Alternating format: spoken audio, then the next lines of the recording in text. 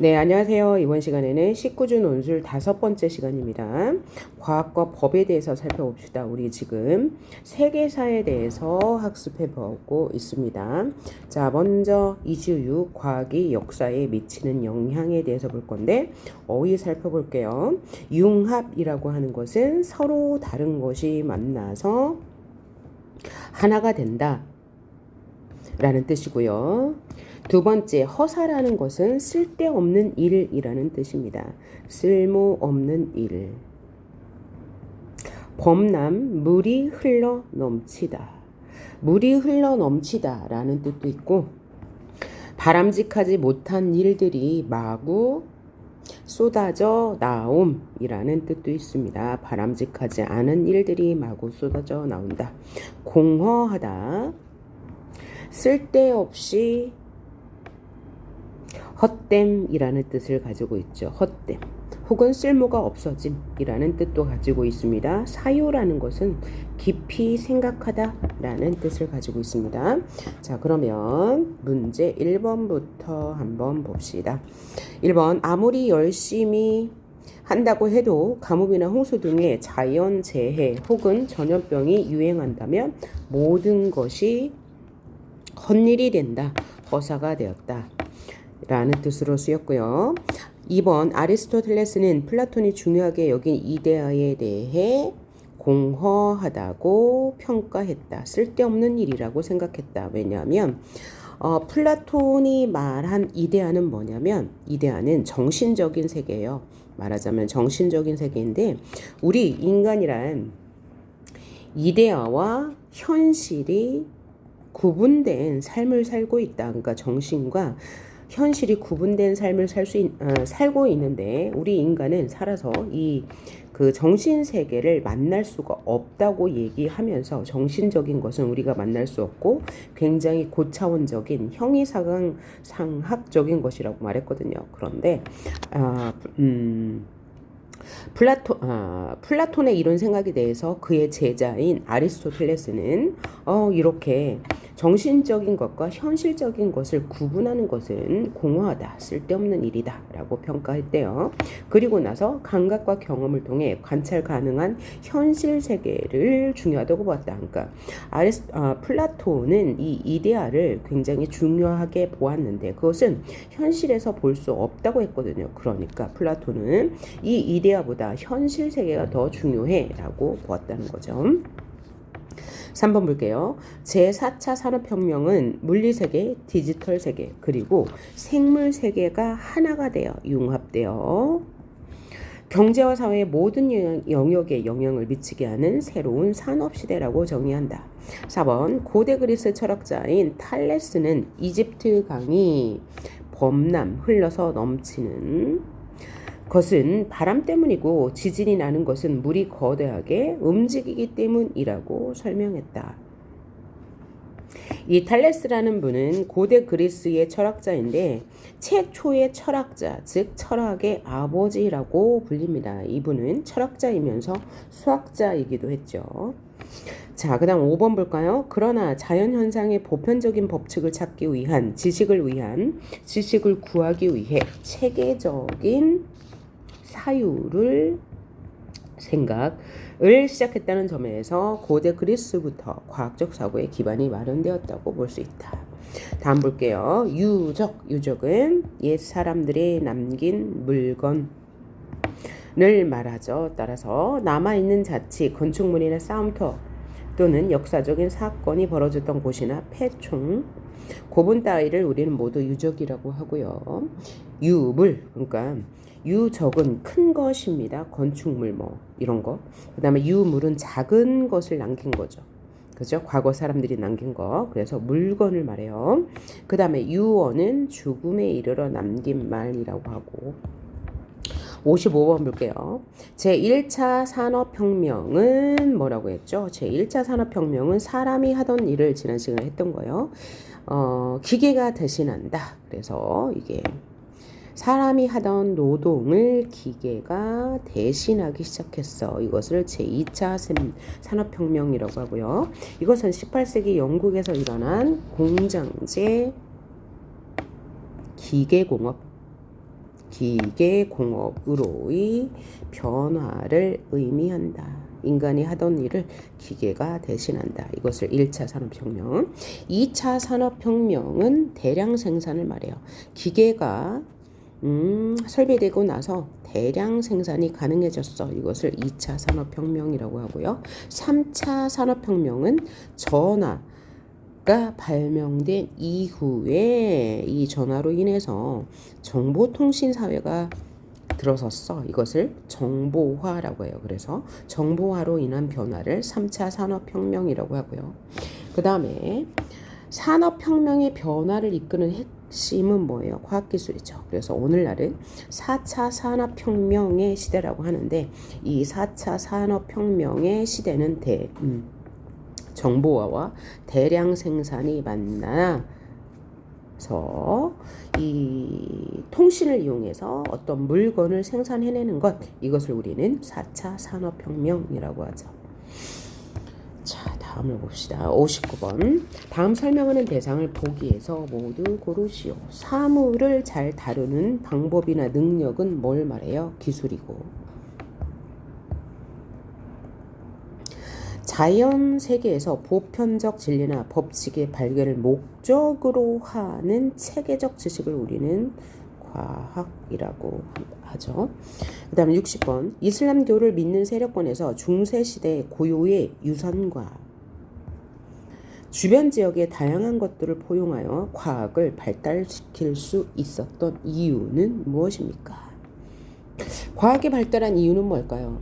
첫째는 호기심일 거예요. 뭔가 호기심이 없다면 과학의 발명이 일어나지 않겠죠. 두 번째는 개방적 태도입니다. 다른 것들을 모두 받아들이는 태도죠. 그 다음에 지리적 위치 때문입니다. 여러 강들이 만나죠. 여러 강들이 만나는 지역에서 사람들의 교류가 많아짐에 따라서 새로운 물건을 받아들이고 그로 인해서 또 다른 물건을 창조해낼 수 있는 것이겠죠. 61번 봅시다. 17세기 서양에서는 기존의 보편적이고 절대적이라고 믿었던 학문의 방법, 목적, 그리고 진리가 바뀌는 대대적인 변화가 이루어집니다. 17세기에. 특히 과학에서 혁명적 사건들이 획기적으로 발생해 이 시기의 변화를 과학혁명이라고 합니다. 맨 먼저 과학혁명이라고 본다면 증기기관의 발명이 되겠죠. 이 증기기관이 발명이 되고 이것으로 인해서 1차 산업혁명이 일어나게 되는 거죠. 62번 볼게요. 땡땡은 서로 분리되어 존재하던 자연에 대한 여러 가지 지식 분야들, 천문학, 광학, 지질학, 물리학, 화학 등을 단일한 방법과 단일한 관점으로 접근할 수 있는 방법론을 제시해서 과학이라는 하나의 학문으로 묶어냈다. 이것을 바로 뉴턴 과학이라고 하는데, 과학자 뉴턴은 수학적으로 증명된 여러 전제들을 가지고 천체 현상으로부터 물체를 태양이나 몇몇 행성으로 향하게 하는 무엇을 유도해냈어요? 중력. 그죠? 중력. 중력이란 뭐예요? 질량이 있는 모든 물체 사이에는 서로 당기는 힘이 있다고 말한 거예요. 그것을 바로 또 뭐라고 해요? 만유인력의 법칙이라고 하죠. 특히 지구가 물체를 잡아당기는 힘을 중력이라고 하는데, 다른 말로 하면 사과나무에 사과가 열렸어요. 그런데 그게 뭐죠? 바닥으로 떨어져요. 이것을 뭐라고 설명해요? 중력이라고 해요. 그래서 모든 물체는 공중으로부터 바닥을 향해 떨어진다. 이것을 우리는 중력이라고 하죠. 또 정확히 말하자면 만유인력과 지구의 자전에 따른 원심력까지 더한 거예요. 자, 원심력은 뭐냐면 원과 같은 물체에서 밖으로 당겨지는 힘, 구심력은 뭐냐면 이 원과 같은 물체에서 안으로 당겨지는 힘, 이런 것을 통틀어 우리가 뭐라고 한다고요? 중력이라고 합니다. 63번 볼게요. 전쟁의 참혹함과 함께 발달한 과학은 제2차 세계대전 때 정점을 찍었다. 미국에서는 맨하튼 계획이라고 하는데, 이런 이 맨하튼 계획은 원자폭탄을 만드는 계획이었다. 그것이 뭐예요? 2차 세계대전을 종식시키기 위해 만든 거죠. 이것이 이 원자폭탄이 과학의 정점이라는 거죠. 오케이. 물론 이 과학이 이렇게 이제 비극, 그죠? 대참사가 일어났으니까요. 비극이라고 할 수도 있죠. 그러니까 이 과학이라는 것은 그죠? 이제 사용하는 인간에 따라서 비극이 될 수도 있고 희극이 될 수도 있다는 걸 우리가 2차 세계대전을 통해서 알 수 있네요. 그 다음 시대 정신을 반영하는 법에 대해서 봅시다. 첫 번째 어휘는 송치인데요. 송치라는 것은 수사기관에서 어떤 사건을 다른 검찰청이나 다른 기관으로 보내는 일을 우리는 송치라고 합니다. 혐의는 뭐예요? 혐의는 죄가 있다고 보는 것, 즉 범죄를 저질렀을 가능성이 있다고 보는 것을 우리는 혐의라고 하죠. 다음 전횡은 뭐냐면 권력을 혹은 권세를 가지고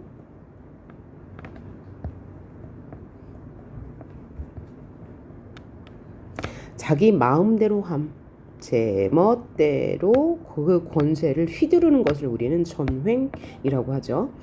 그 다음 집필한다, 직접 글을 쓴다. 그 다음에 직언한다, 돌려 말하지 않고 바른 일을, 올바른 일을 직접 말한다. 그러니까 바른 일을 기탄 없이 옳은 일을 꺼리지 않고 말한다. 그래서 그때 직언한다라고 합니다. 자, 그러면 문제를 한번 볼까요? 1번 검거된 이들은 검찰에 보내지는 것을 뭐라고 한다고요? 송치되어 고문과 가혹행위를 당했는데 이 사실이 밝혀지면서 일선 검사들이 기소를 거부했다. 기소는 뭐예요? 검사가 법원에게 심판을 요구하는 것. 기소, 심판을 요구하는 것. 검사들이 할 수 있는 거죠. 그 다음 2번 이 전쟁은 페르시아와의 전쟁 후 폴리스 내에서 패권을 장악한 그리스 아테네의 전횡, 권력을 마구 휘두르는 것을 견제하기 위한 스파르타가 아테네를 상대로 한 전쟁이었다. 이 전쟁을 우리는 펠로폰네소스 전쟁이라고 하는데, 자, 그리스는 여러 이제 그 폴리스, 작은 국가들로 이루어졌잖아요. 그런데 그 작은 국가들이 스파르타와 아테네로 분리되었어요. 그래서 아테네를 중심으로 한 그리스, 스파르타를 중심으로 한 그리스, 이렇게 나뉘어져 있었던 중에 페르시아가 이 그리스를 침공했습니다. 그래서 이 페르시아를 무찔렀어요. 누구의 힘으로? 이 아테네의 힘으로요. 아테네가 더 힘을 많이 그죠? 실어서 이 페르시아와의 전쟁에서 승리했어요. 그랬더니 이 아테네의 세력이 좀 힘이 세졌겠죠. 그래서 이 아테네들이 전횡을 저질렀어요. 그래서 스파르타가 다시 그리스를 상대로 내전이 일어난 거죠. 그들만의 전쟁. 그 전쟁이 펠로폰네소스 전쟁입니다. 이 전쟁에서는 스파르타가 승리를 거두게 됩니다. 그 다음 3번 죽으며 그가 남긴 유언은 자신이 쓰던 역사책을 마저 써라 라는 것. 그게 뭐겠어요? 집필하라. 그 다음 1974년에 군 검찰은 인혁당을 재건하려 했다는 혐의로 23명을 잡아들였고 내란 음모 등의 혐의를 추가해 기소했다. 그 다음 이러한 사마천의 무엇은 직언은 무죄의 심기를 견도렸다. 그 다음 65번 봅니다. 검거하다. 수사기관이 범죄 예방, 공공안전의 유지, 범죄 수사를 위하여 용의자를 일시적으로 억류하는 것을 검거하다. 수배하다.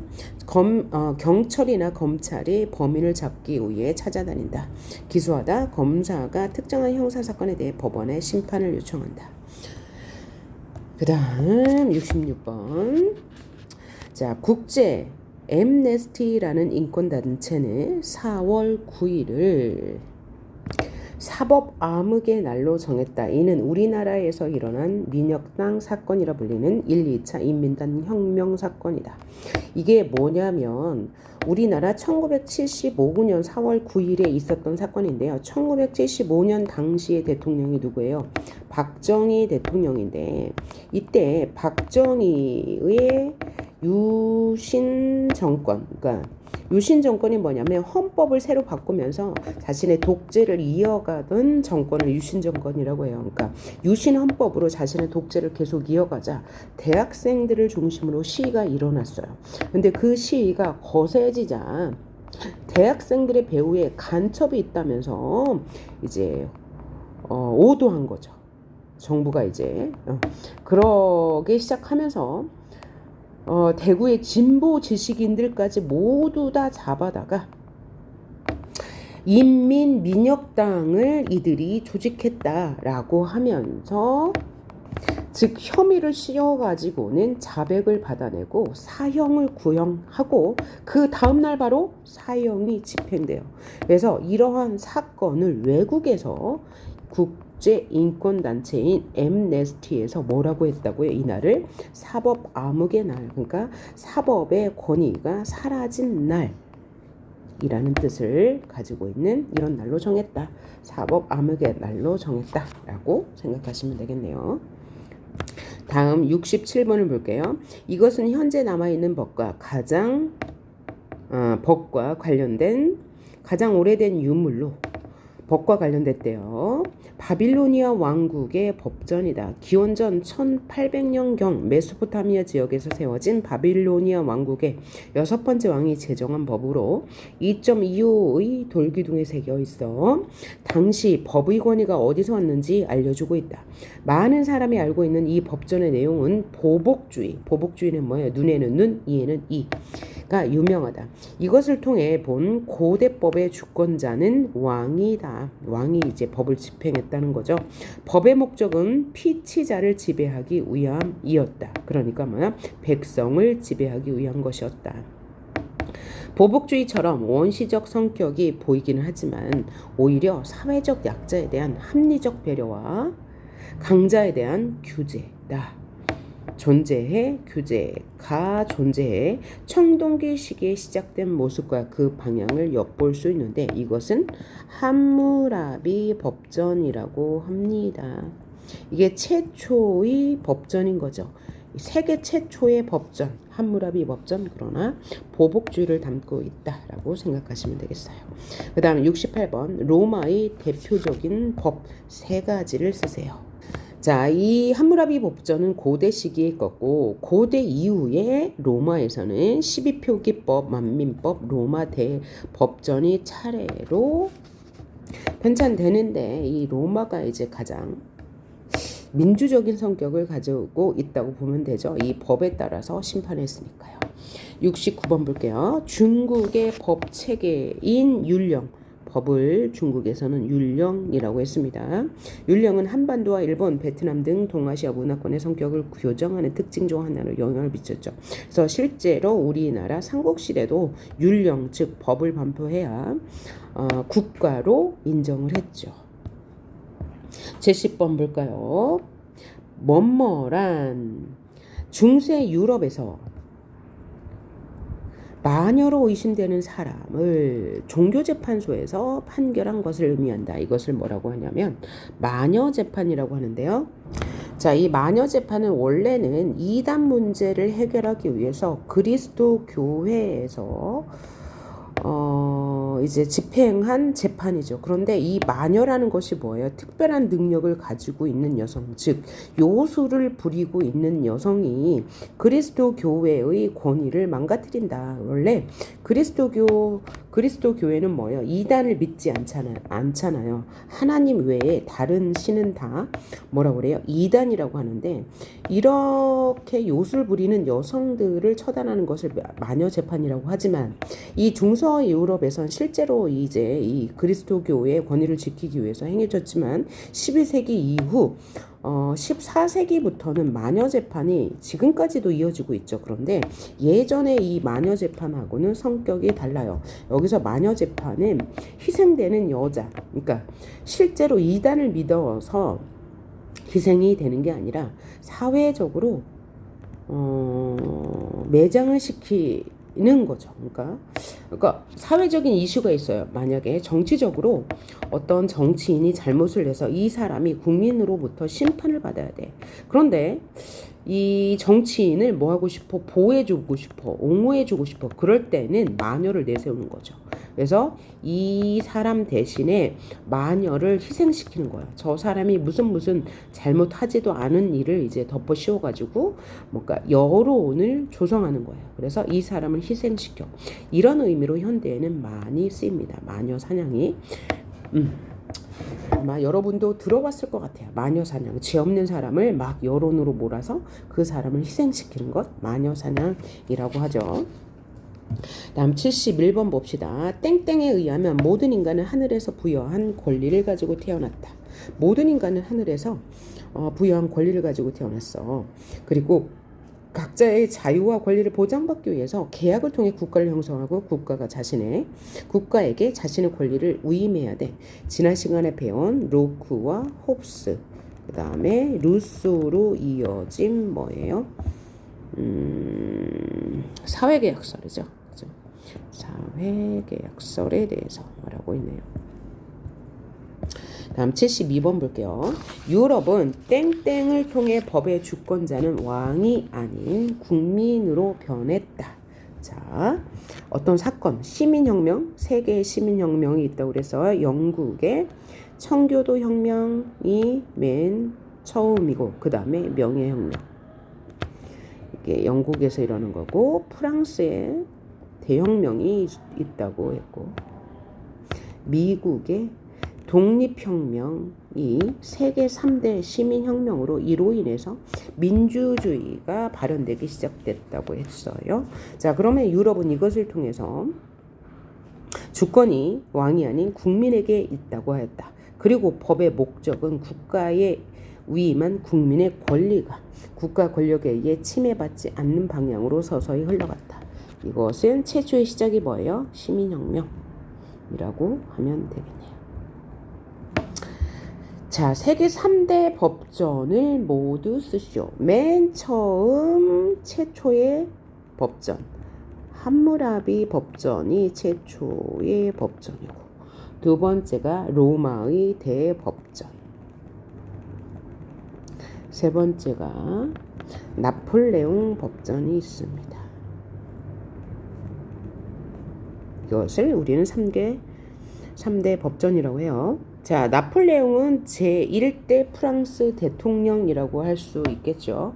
프랑스의 혼란을 잠재우고 이렇게 법전을 편찬하고 그죠? 개혁 정치를 펼치고 유럽의 여러 나라를 침략하여서 세력을 팽창했죠.